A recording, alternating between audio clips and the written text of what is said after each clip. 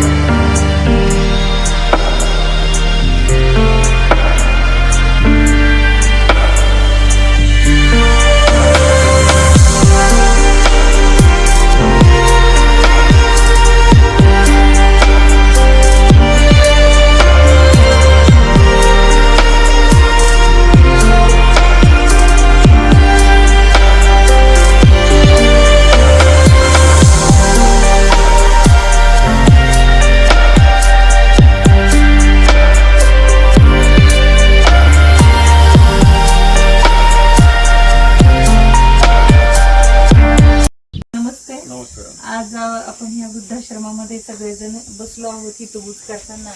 आणि मला आपल्याकडून हे जाणून घ्यायचं आहे की इथे सगळेजण एकत्र राहताना तुम्हाला काही कसं म्हणजे वातावरण भेटतं आणि आवडतं का इथे राहायला, अशा अनेक गोष्टी, तुमचा परिचय वगैरे या सगळ्या गोष्टी, अनुभव इथला, हे सगळ्या गोष्टी जाणून घ्याव्याशा वाटतात आणि त्यासाठी आज आपण इथे बसलेलो आहोत.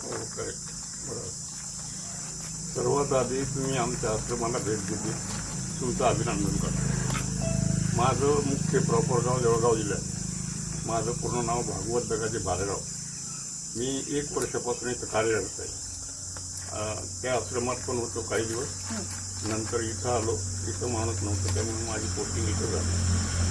तर इथं आश्रमातलं वातावरण आमचं सगळं खेळीमेळीच आहे. वयोवृद्ध लोक आहेत, त्यांना काहीतरी सपोर्ट लागला, थोडीशी मदत आम्हाला करावं लागते. कारण कसं आहे, आपले आई वडील आणि ते जवळजवळ सारखेच आहे आणि इथं आम्हाला कुठल्या प्रकारची कमी नाही. वेळेवर जेवण, वेळेवर नाश्ता, वेळेवर सगळं काही वेळेवर आहे. आणि मग कमी जास्त होतच राहतं. एवढा वेळचं काही भानतेवढं लक्षात ठेवावं लागत नाही.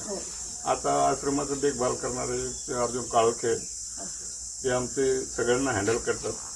कोणाला चूक दुःख वेळ प्रसंगाला आश्रमाची गाडी, दवाखान्यात न्यायचं, दवाखान्यातून आणायचं, औषधोपचारासाठी सगळी सोयी ते करतात. त्यातूनही जर आमच्यातले एकमेकाचे मतभेद असतात ते आम्ही एकमेकाचे मतभेद दूर करतो. हसून खेळून मोकळ्या मनाने, अगदी मोकळ्या इच्छेने आम्ही आमचे जे सुखदुःख एकमेकाला शेअर करतो. आणि कोणी नाहीच बोलायला लागलं त्याला आम्ही बोलायला लावतो की असं नाही तसं, तसं नाही तसं, असं आम्ही त्यांना म्हणजे ॲक्टिव्ह ठेवतो. थोडक्यात म्हणजे आनंदी राहो. नावच आनंद आश्रम, गुरु नानक आनंद असतो. अगदी बरोबर, बरोबर ना. तर त्यासाठी जो आहे आता आमचा कार्य काय आहे, तो आता परमेश्वराचा हाती, कुणाचाही त्यांचंच आहे असं काही नाही. त्यासाठी जो आहे ना, आमचे जोपर्यंत हयातीत, जोपर्यंत आयुष्य कटायचं आहे तोपर्यंत काढावं लागणार आहे. आणि स्टाफ पण चांगला आहे. स्टाफ पण कोणाचं काही हे नाही. आता अर्जुन भाऊ सगळ्यांची देखरेख करतातच. वेळ प्रसंगी, वेळेला, गरजेला, कधी नाही म्हणत नाही किंवा काय, असं चाललंय आता दिवस. सगळेजण इथे एक सेवाभाव मदत होते. आणि आम्ही असं काय नाही, एकच कुटुंब, एकच परिवार अशा हिशोबाने राहतो. असं नाही ह्या लांबचा असं तो आमचं हे असं म्हणून नाही. एकमेकाची थोडीशी गरज पडली तर आम्हाला शक्य होईल तेवढं आम्ही करतो. जेवढं आपल्याला शक्य होईल. आर्थिक सहाय्य तर नाही, पण शारीरिक मदत जी आहे, थोडंसं हेल्प करायचं, त्या कारणाने मानसिक मदत या गोष्टीचं आम्ही थोडंसं सहकार्य जेवढं होतं तेवढं आम्ही करतो. खूप छान वाटलं तुमच्याशी बोलून. आणि यानंतर आपण आपल्या ताईंशी बोलणार. ताईंचं नाव काय आणि आपलं गाव? सासवड. तुम्हाला या वृद्धाश्रमामध्ये कसं वाटतं? आनंदाश्रम आपण म्हणतो, तर खरंच आनंदाचा स्रोत इथे आहे का? हो, आनंद, सुखसोयी वगैरे सगळे असं तुम्ही थोडक्यात सांगा. चांगले आमची इथे सगळी शेवक आहेत. करमत चांगलं. आता 5 वर्ष झाली. 5 वर्ष. तिथं आता आम्ही लेडीज उभीच आहेत. वरती 2-4 माणसं आहेत, खाली 2-4 आहेत. त्याचा 10 भाषा आहेत ना, 11 सगळे. पुष्कळ होते, आता कमी झाली जरा. तिकडे इकडे भरपूर होते. बरं, शांतता खूप आहे आणि निसर्ग छान. आपण पाहिल्या भरपूर येताना, आपण तिथूनच एंट्री करताना वरती चिकूची बाग आहे, आंबे आहेत, काजू आणि अशा बऱ्याच प्रकारची फळं आम्हाला इथे चाखायलाही मिळाली आणि पाहायलाही मिळाली. नमस्ते सर. माझं नाव मंगेश सुरेश बक्ष.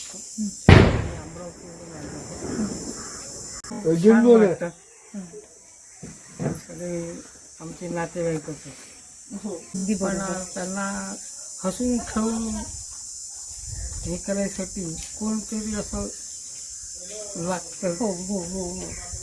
तर आमच्या आंटी आहेत आणि हसमुख राहतात सतत. कधी असा राग नाही म्हणत. आम्ही तिला कधी कधी चिडवतो, चिडते पण तुला व्यवहारिक जाते. स्वभावाने खूप छान, खूप प्रेमळ माणूस, खूप प्रेमळ, खूपच. माझं नाव सोनिया धर्माने. आपण कधी आलात इथे आश्रमामध्ये? जरा जोरात 7 बोला. वर्ष झाले, 8 वर्ष झाले. हो. कसं वाटतं म्हणजे इथे राहायला कसं वाटतं? चांगलं वाटतं. कारण इथे आल्यापासून मी बघतेय की तुम्ही खूप हसतमुख आहात आणि सगळ्यांशी प्रश्न विचारणं, अगदी तुम्ही माझ्याशी पण थांबून थांबून मला आल्यापासून म्हणजे बोलवलं की व्यवस्थित चौकशी केली ताईंनी इथे की तू कुठून आलीस, तुझं माहेर कुठलं, सासर कुठलं, म्हणजे एक आपुलकीचं म्हणता ना की बोलणं विचारणं, असं मला ताईंकडून अनुभव आला. आणि बऱ्याच गोष्टी ताईंनी मला सांगितलेल्या आहेत, पण नवीन कोणीतरी येतं हा. तेव्हा सगळ्यांचं फिलिंग काय असतं? म्हणजे चांगलं असतं सगळं, सगळं चांगलं हसून खेळून बोलतात.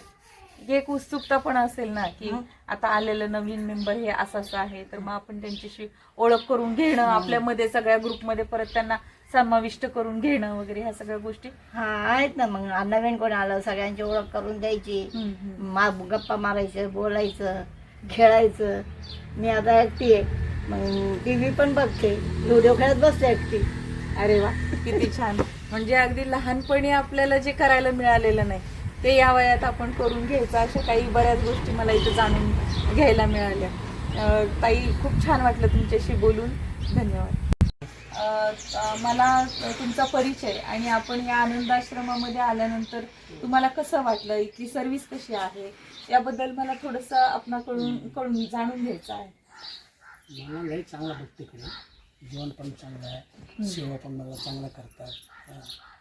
सेवाची आणि जेवणची मला सगळं काय टेन्शन नाही. हां, मी समजा घरामध्ये आहे तसं घरामध्ये कसं सेवा करतात तसं इकडे सेवा होते, त्याच्यापेक्षा जरा जास्तच होते इकडे. घरामध्ये काहीतरी गोष्टमध्ये ऐकत नाही, म्हणजे इकडे ऐकते.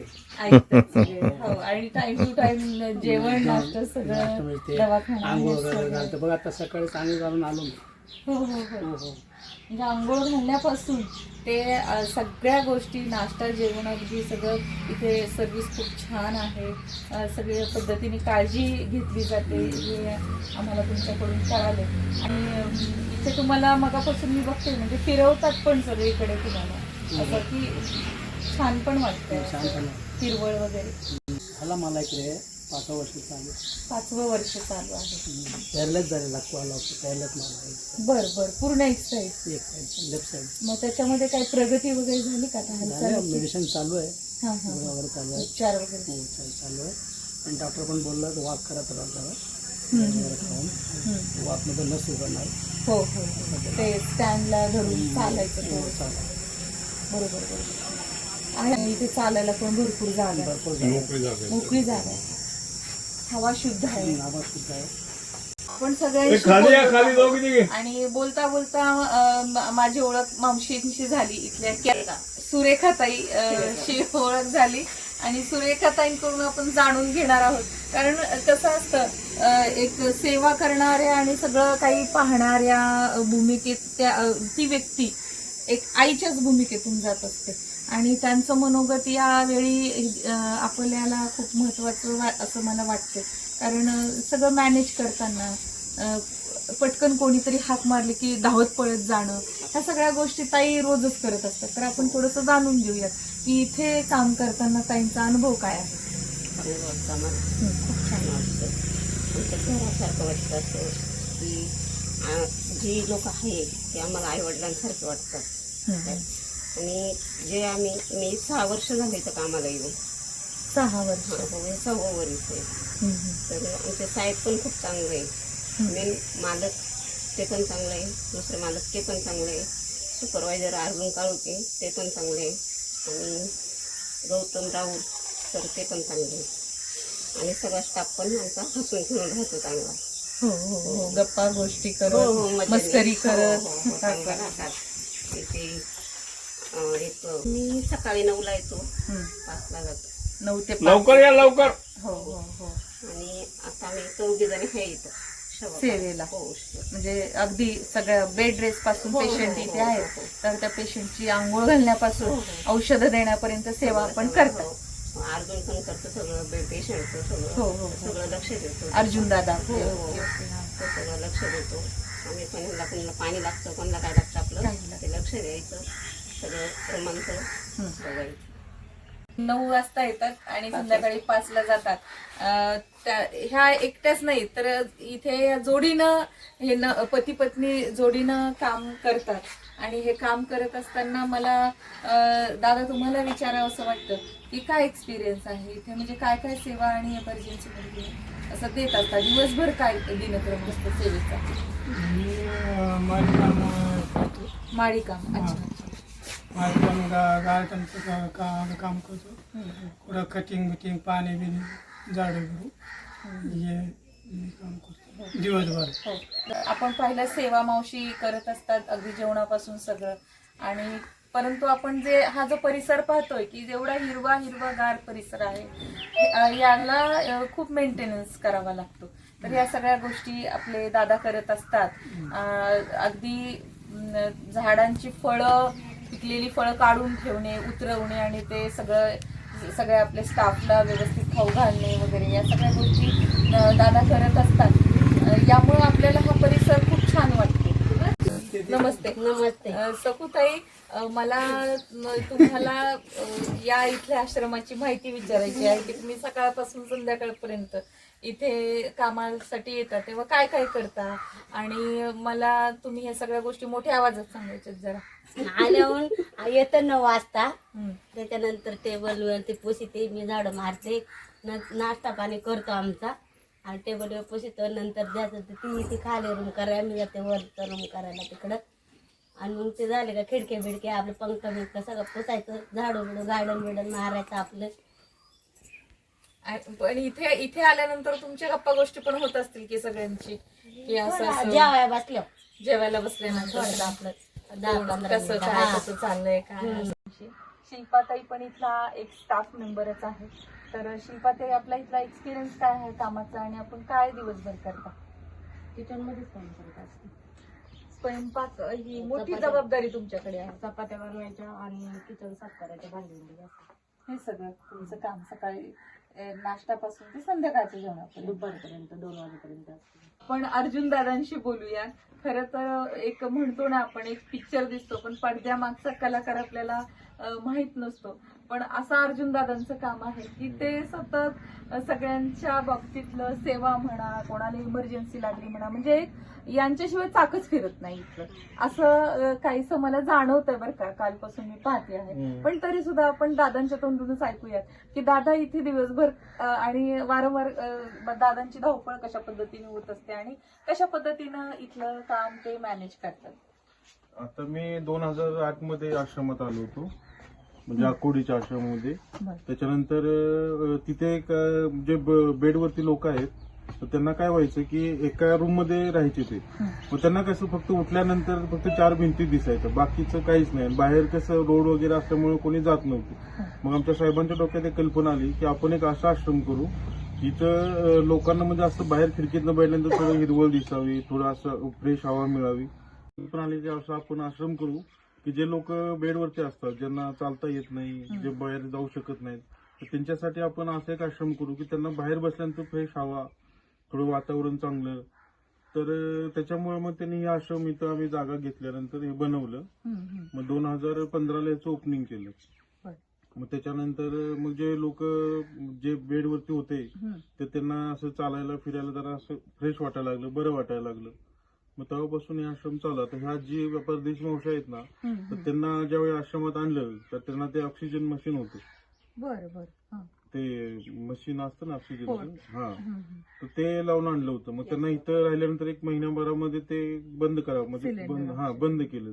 मग त्यांना आता हे स्वतः चालतात, फिरतात, बाहेर बसतात. आणि मग इमर्जन्सी मध्ये आता आमच्याकडे अँब्युलन्स पण आहे, कार पण आहे. मग कोणाला काही मार्केटमधून सामान आणायचं असेल, कोणाचं औषध, कोणाला दवाखान्यात न्यायचं, तर आम्ही त्यांना इथून घेऊन जातो आपल्या टाकव्याला किंवा काने फाट्याला. तिथं नेऊन त्यांचं आम्ही पूर्ण ट्रीटमेंट वगैरे सगळी करतो. सांस्कृतिक प्रोग्राम्स वगैरे घेतात. हा, संस्कृत म्हणजे आमच्या मंदिरामध्ये आम्ही गणेशोत्सव पण करतो इकडे त्याच्यानंतर गुढीपाडव्याला आम्ही गुढी उभी करतो. म्हणजे सगळे सण सगळे सण आम्ही साजरे करतो. वा, छान, खूप छान वाटतं दादांशी बोलून आणि एकंदरीत आम्हाला भेट दिली आहे आणि इथली खऱ्या अर्थाने परिस्थिती जाणून घेतलेली आहे. अनेक अशा गरजूंपर्यंत ही माहिती पोचवावी हीच याच्या मागचा उद्देश आहे. आणि या वृद्धाश्रमाला आपण मदत करायची असेल, बऱ्याच गोष्टी आपण इथे करू शकता. अन्नदान करू शकता किंवा कॅप्शनमध्ये मी जी लिंक दिलेली आहे ती चेक करू शकता. इथे राहण्याची सोय वगैरे पण खूप छान आहे. तुम्हाला एखादं सुट्टीसाठी एखादा दिवस तुम्हाला इथे राहायचं असेल तर विथ पे आपण राहू शकता, जेणेकरून त्या पेचा उपयोग या वृद्धाश्रमाला होतो आणि येणाऱ्या आपल्यासारख्या पाहुण्यांना इथे निसर्गाचा अनुभव पण घेता येतो. आपल्या आजूबाजूला अनेक असे गरजू लोक असतात की त्यांना या अशा ठिकाणाची खरंच गरज असते आणि ज्यांना ती माहिती नाही. तर आपल्या व्हिडिओच्या माध्यमातून आपण ही माहिती त्यांच्याबरोबर पोचावी. खाली मी व्हिडिओमध्ये नंबर दिलेला आहे, तर त्या नंबरशी संपर्क साधायचा. याची मेन शाखा शहरामध्ये आकुर्डी येथे आहे आणि याची दुसरी शाखा कलाट येथे मावळ भागामध्ये आहे, आनंद आश्रम या नावाने.